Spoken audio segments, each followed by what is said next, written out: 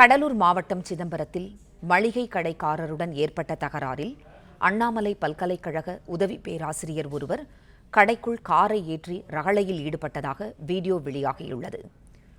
கூடுதல் விவரங்களை தருகிறார் செய்தியாளர் செல்வ கணபதி. செல்வ கணபதி, வணக்கம். விவரம் என்ன, சொல்லுங்க. வணக்கம்.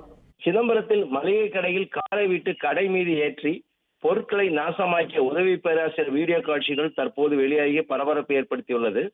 சிதம்பரம் நகரில் வசித்து வருவர் பாலச்சந்தர். இவர் அண்ணாமலை பல்கலைக்கழகத்தில் உதவி பேராசிரியராக பணியாற்றி வருகிறார். இவர் நேற்று இரவு சிதம்பரம் காசுக்கடை தெருவில் வேல்முருகன் என்பவரின் கடைக்கு பொருட்கள் வாங்க சென்றதாகவும் அப்போது அங்கு இருந்த கடைக்காரரோடு வாக்குவாதம் ஏற்பட்டதாகவும் கூறப்படுகிறது. இந்நிலையில் வீட்டிற்கு வந்த பாலச்சந்தர் மீண்டும் தனது காரை ஓட்டி வந்து கடைக்குள் ஆட்கள் இருக்கும் போதே அந்த கடைக்குள் காரை விட்டு 2 முறை இடித்து அங்கிருந்த பொருட்களை நொறுக்கி சேதப்படுத்தியுள்ளார். இதை பார்த்த அங்கிருந்தவர்கள் காருக்குள் இருந்த பாலச்சந்தரை வெளியே இறக்க முயற்சித்தனர். ஆனால் முடியவில்லை. இந்த வீடியோ காட்சிகள் சமூக வலைதளங்களில் வெளியாகி பரபரப்பை தற்போது ஏற்படுத்தி வருகிறது.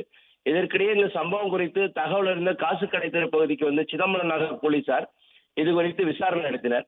இந்த சம்பவத்தில் கடைக்குள் காரை விட்டு இடித்து சேதப்படுத்த உதவி பேராசிரியர் பாலச்சந்தருக்கு காயம் ஏற்பட்டது. இதையடுத்து அவர் சிகிச்சைக்காக சிதம்பரத்தில் அரசு மருத்துவமனையில் அனுமதிக்கப்பட்டார். இந்த சம்பவம் குறித்து சிதம்பரம் நகர போலீசார் காரை கைப்பற்றி தீவிர விசாரணை தற்போது நடத்தி வருகின்றனர்.